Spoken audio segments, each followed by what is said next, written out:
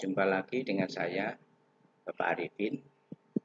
Kali ini saya akan membagikan ilmu kepada Bapak dan Ibu guru tentang pemetaan KI dan KD dan RPP kelas 3 SDMI kurikulum 2013 tahun pelajaran 2021-2022. Ini lengkap pemetaan KI dan KD 1 tahun, semester 1 dan 2 lengkap, kemudian dan RPP kelas 3 lengkap 1 tahun, yaitu untuk semester 1 dan semester 2. Bapak Ibu kalau mengendaki itu memiliki filenya kapan begitu banyak, bisa hubungi saya di WA saya. Nah, belum lanjut, seperti biasanya share dan subscribe, share ke teman-teman yang belum memilikinya. Oke. Kemudian mudah-mudahan ini menjadi amal ilmu yang bermanfaat bagi kita semua. Oke. Untuk pemetaan KI dan KD, ini sebelum menuju ke pemetaan KI dan KD, guru-guru ini kebanyakan belum paham untuk masalah apa sih pemetaan KI dan KD. Pemetaan KI dan KD ini berangkatnya dari SKL dulu, bahwa di jenjang pendidikan sekolah dasar dan menengah itu ada standar kompetensi lulusan. Standar kompetensi lulusan artinya setelah mengikuti pendidikan di jenjang itu yang diharapkan apa? Kompetensi apa yang diharapkan nanti? Maka yang diharapkan adalah memiliki kompetensi sikap, memiliki kompetensi pengetahuan, dan memiliki kompetensi keterampilan. Ini SKL untuk pendidikan dasar, untuk SD. Dari anak-anak SD ini, akhirnya dari lembaga ini, maka sekarang menuju ke kelas, ya, untuk setiap kelasnya. Setiap kelasnya ini masuk di kompetensi inti. Jadi kompetensi inti adalah kompetensi yang harus dikuasai oleh peserta didik di tingkat di kelasnya. Kelas 3 jadi kelas 3, kelas 4 jadi kelas 4. Kali ini di kelas 3. Kompetensi apa yang harus dikuasai di kelas 3 nih, kompetensi intinya ini? Nah, di situ ada 4 kompetensi inti, ya. KI untuk kompetensi sikap spiritual, yang kedua sikap sosial, yang ketiga sikap pengetahuan, yang ketiga pengetahuan, yang keempat adalah keterampilan. Nah, diharapkan anak kelas 3 itu nanti di kelas 3 ini menguasai tentang ini 4 kompetensi. Nah, sekarang masuk ke mapelnya sekarang. Nah, kalau sudah masuk ke mapel, ini berarti sudah masuk ke KD, kompetensi dasar. Makanya ada KI dan KD. Nah, kalau KD ini per mapel, jadi yang mengacu pada KI tadi, kompetensi inti tadi. Jadi KD ini untuk PPKN dan agama ini hanya kompetensi dasarnya yang dituntut itu hanya 4 KD, 4 kompetensi, yaitu spiritual, sosial, pengetahuan, dan keterampilan. Kompetensi dasarnya ada 4 ini yang dikuasai, khusus untuk PPKN. Tetapi untuk mapel yang lain selain agama dan PPKN ini, yang dikuasai untuk KI-nya itu hanya 2, yaitu pengetahuan dan keterampilan, tanpa spiritual dan sosial. Ini KD-nya, ya. Nah, kemudian dari setiap mapel ini maka akan menuju ke IPK, indikator pencapaian kompetensi, ya. Di dalam kurikulum 2013, ini yang ingin diraih itu yaitu kompetensi pengetahuan, kompetensi keterampilan, dan di samping itu juga ada yaitu kompetensi sikapnya, ya, ada kompetensi sikapnya yang ada di kurikulum 2013. Karena kalau sudah belajar tentang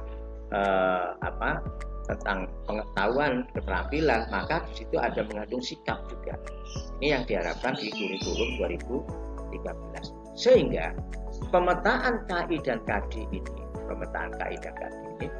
ini bertujuan menjadi acuan dalam mengembangkan IPK. Nah, ini dalam mengembangkan IPK, indikator pencapaian kompetensi, sehingga memudahkan guru dalam menyusun RPP.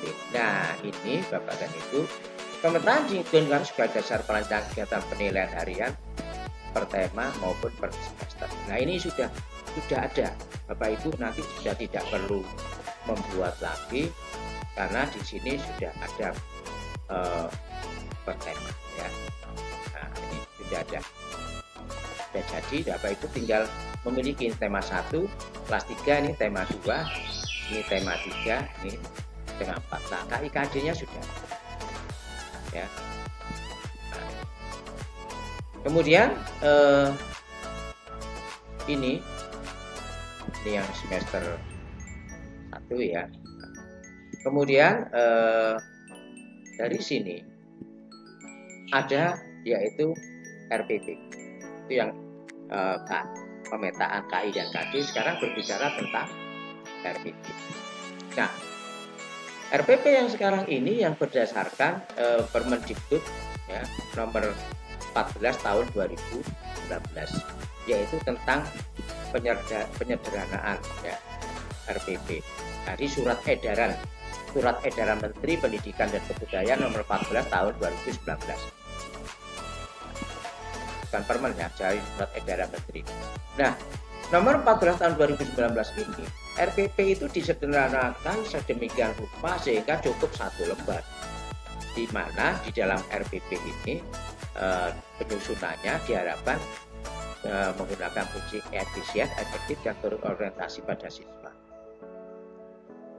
Nanti di RPP ini wajib ada yaitu tujuan pembelajarannya, langkah-langkah kegiatannya, dan penilaian pembelajarannya. Jadi yang dituntut RPP itu 3 ini. Nanti yang lainnya terserah pada Bapak dan Ibu ya. Tapi yang penting ada 3, ada tujuannya, ada langkah-langkah kegiatan pembelajarannya, dan yang terakhir ada penilaiannya. Kalau yang lainnya lampiran soal itu terserah Bapak dan Ibu. Kemudian ada identitasnya, itu terserah Bapak dan Ibu. Mau ditampilkan KD-nya silakan ya. Jadi yang penting ada 3 kan, ada tujuannya, ada langkah-langkahnya, ada penilaiannya. Paham kan? Oke. Nah, kalau yang lain terserah Bapak dan Ibu. Jadi simpel sekali ya. Guru secara bebas dapat memilih, membuat, menggunakan, dan mengembangkan format RPP ya. Diberi kebebasan Bapak Ibu ya. Diberi kebebasan untuk membuat format. Nah, yang penting ada 3 komponen inti tadi ya, yang bersifat, komponen lainnya bersifat pelengkap dan dapat dipilih secara mandiri. Nah, yang lainnya bebas. Kemudian yang penting ada tujuannya, ada kegiatan pembelajarannya, ada asesmennya, ada penilaiannya, sehingga 1 halaman cukup. Nah, jadi penulisan RPP dilakukan efektif sehingga guru memiliki lebih banyak waktu untuk mempersiapkan dan mengevaluasi proses pembelajaran itu sendiri. Jadi guru-guru punya banyak waktu karena tidak habis dengan waktunya membuat RPP yang begitu panjang kemarin kayak dulu itu. Sekarang enggak ya. Oke. Sekarang di dalam KKG atau FGP secara bebas dapat memilih atau membuat, menggunakan, mengembangkan format RPP secara mandiri yang berorientasi pada keberhasilan belajar siswa. Nah, ya. Oke. Adapun RPP yang dibuat ini telah dapat digunakan dan dapat pula disesuaikan dengan ketentuan tersebut di atas. Nah, sekarang tema dari kelas 3 yaitu 1. Pertumbuhan dan perkembangan makhluk hidup, 2. Menyayangi tumbuhan dan hewan. 3. Benda di sekitar kita. 4. Kewajiban dan hak. 5. Cuaca. 6. Energi dan perubahannya. 7. Perkembangan teknologi. 8. pramuka. Nah, kemudian di temanya tadi pemetaan KI dan KD-nya. Ini untuk tema 1. Ini tema 1. Nah, sudah jadi. Ini tema 2. Ini tema 3. Ini tema 4. Kemudian ini tema 4 ya. Kemudian yang semester 2 ini tema 5. Ini pemetaan KI dan KD tema 6. Pemetaan KI dan KD tema 7. Dan yang terakhir tema 8 pramuka ya. Nah, sudah lengkap sampai tema 8 pemetaan ya. Begitu juga RPP-nya Bapak Ibu. Ini RPP-nya sudah lengkap.